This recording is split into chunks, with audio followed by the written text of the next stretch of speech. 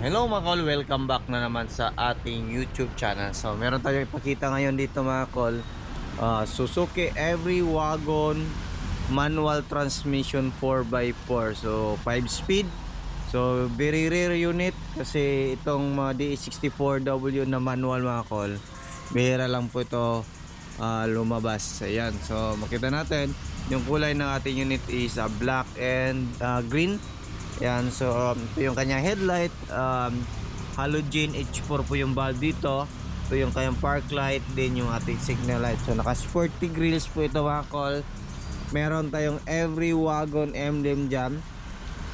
Tapos dito makita natin meron tayong front bumper dito. So yung front bumper natin mga kol, metal po ito. So ito yung gusto ng ating customer.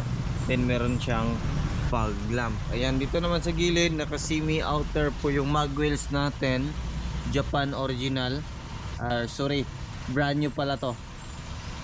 Brand new mags din, brand new tire. Ayan, so fully undercut din yan. Meron din tayong fender na nilagay dito sa gilid. Ayan, so auto fold din yung side mirror natin ito mga kol. Tapos yung ano natin is meron siyang rain visor. So makita natin black yung dito sa itaas.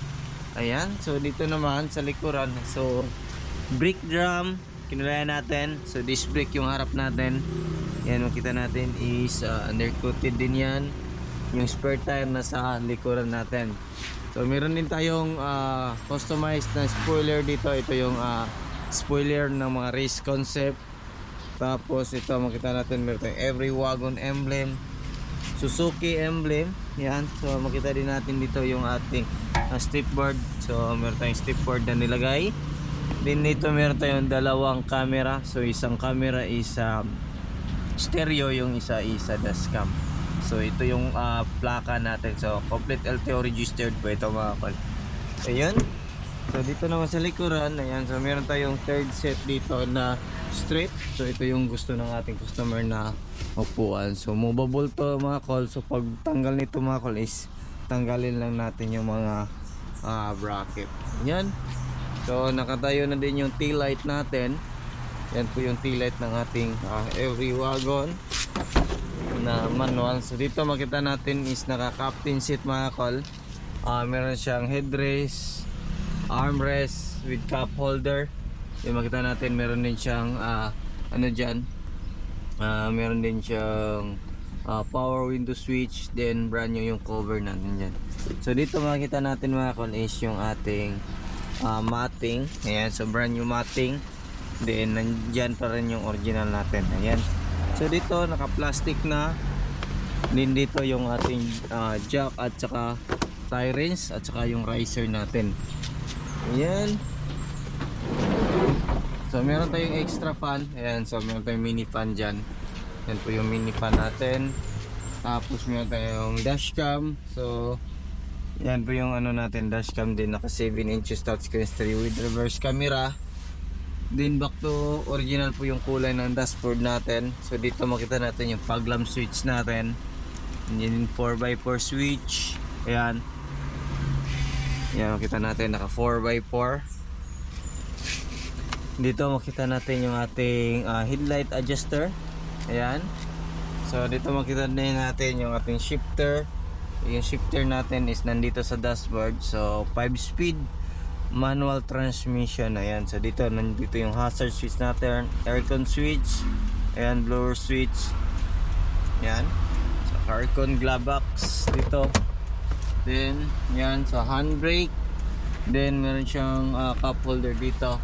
Then makita natin meron siyang headrest at saka armrest. So check natin yung ating makina. Ayan, so dito makita natin yung ating leg room mga kol. Ayan, so clutch pedal, brake pedal din yung ating accelerator pedal.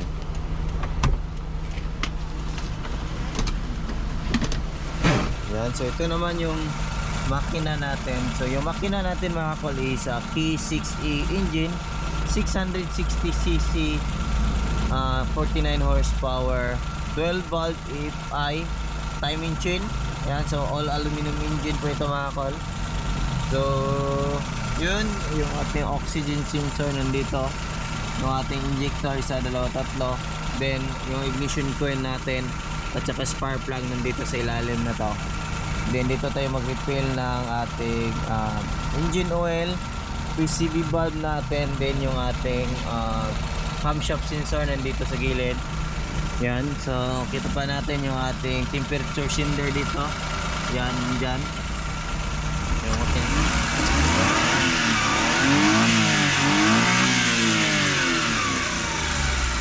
so yan yung makina natin sa ating unit.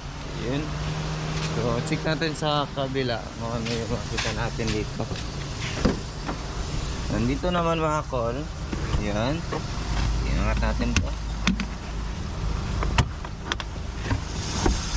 Ayan. So dito makita natin yung ating alternator, aircon compressor, then ito yung ating intake manifold, throttle body. Ayan, so ito yung throttle body natin. So ayan, naka cable pa siya. Ayan. So dito yung ating main fuse box mga kol. Din ito yung ating air filter housing, din yung ating main fuse, yung ating ECU nandito. Yan, so nandyan yung ating thermocap. So bago na din yung thermocap natin mga kol. So kadalasan issue ng mga K6 na makina mga kol is lalo na sa mga surplus, pumigay yung ating mga thermocap. So kailangan natin i-check before natin i-release yan. Titignan natin yung thermostat bago ba or matagal na ganoon. So yan yung laging pinapalitan natin. At saka yung mga tensioner bearing, so kailangan natin yan i-double check.